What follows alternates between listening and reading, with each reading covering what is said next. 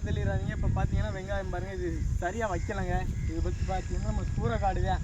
நம்ம சூறை வாய்க்கே வந்து வெங்காயம் வைக்காமல் போயிடுச்சு. எப்படின்னு பார்த்தீங்கன்னா மழை ஓயாமல் பெஞ்சிட்டு இருந்துச்சு. அடுத்தடுத்து மழை பெஞ்சதுனால வந்து அப்படியே தாள் பூரா உட்காந்துக்கிச்சுங்க. அதான் உரம் மருந்து எதுவுமே அடிக்காமல் காய் போகாமல் இந்த மாதிரி ஆயிடுச்சு. இப்போ விலை பார்த்தீங்கன்னா வந்து திண்டுக்கல் மார்க்கெட்டில் 20 ரூபா 25 ரூபா அவ்வளோதான். அதுக்குள்ளே போது தான். பட்டரைக்காய் வந்து 40 ரூபா நேற்று போய் எடுத்தாங்க. மாமா அவங்க போய் எடுத்துகிட்டு வந்திருக்காங்க.